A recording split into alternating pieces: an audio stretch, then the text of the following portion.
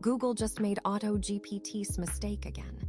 At its June developer event, Google unveiled the Gemini Agents SDK and pitched it as the universal agent layer. One model, one agent, handles everything. Sound familiar? It should. This is the same dream that turned AutoGPT into a mass hallucination 3 years ago. And the villain here is not incompetence. It is incentive structure.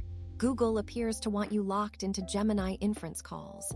Every token your bloated universal agent burns is revenue for their cloud division. The more your agent reasons, the more it wanders, the more it retries, the fatter the invoice. A universal agent is not a product. It is a billing strategy. Let me walk you through exactly why this architecture falls apart the moment it touches production. Point 1. Context window abuse. A universal agent has to hold the entire task graph in its context window. Google is leaning on Gemini's million-token window like it solves everything. It does not. Dumping an entire workflow into a single forward pass means the model is doing retrieval, planning, execution, and error correction simultaneously. This is not RAG. This is chaos with a system prompt. Every study on long context performance shows that retrieval accuracy degrades past roughly 30,000 tokens of active working context, regardless of the window ceiling. A specialized microagent, by contrast, carries only the slice of context it needs. Its retrieval scope is narrow. Its weights can be fine-tuned for one job. Accuracy stays high because the attention mechanism is not spread across 14 unrelated subtasks. Point 2. Inference cost compounding. When a universal agent hits an ambiguous step, it does what large language models always do. It reasons longer. Chain of thought expands. Token counts spike.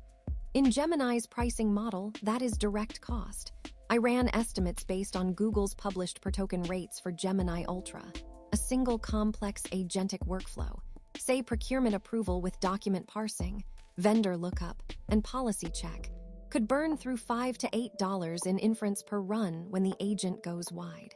A pipeline of 3 specialized microagents doing the same job with targeted fine-tuning and constrained output schemas comes in under 40 cents. That is not a marginal difference. That is a difference that kills your unit economics.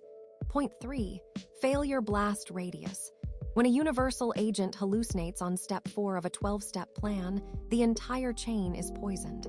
You do not get graceful degradation. You get a confident wrong answer with 11 steps of sunk cost behind it. Microagents fail in isolation. You retry one node. The rest of the pipeline holds. This is basic distributed systems thinking, and it baffles me that Google's developer relations team appears to be ignoring it entirely. If you are still watching this and you see where this is headed, subscribe. The people building real agent infrastructure need this signal louder than the marketing noise. Now here is the strongest counterargument I hear.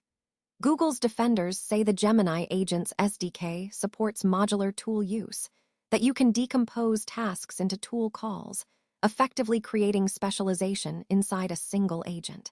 Fine, on paper, but a tool call within a universal agent still routes through one model's reasoning layer.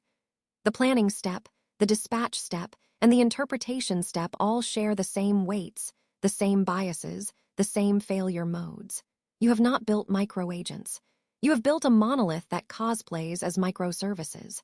Real specialization means separate inference endpoints, separate fine-tuned weights, separate evaluation benchmarks. Anything less is a marketing slide. So here is where we land. AutoGPT was a fever dream.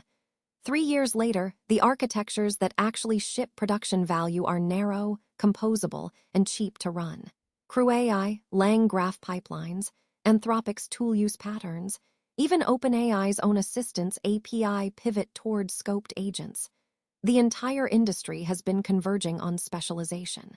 And now Google walks in with a universal agent pitch dressed up in a new SDK. In my analysis, this appears to be a cloud revenue play wrapped in an AI developer tool. The question you need to answer honestly is this: are you building agents that solve problems, or are you building agents that solve Google's quarterly earnings? Pick a side.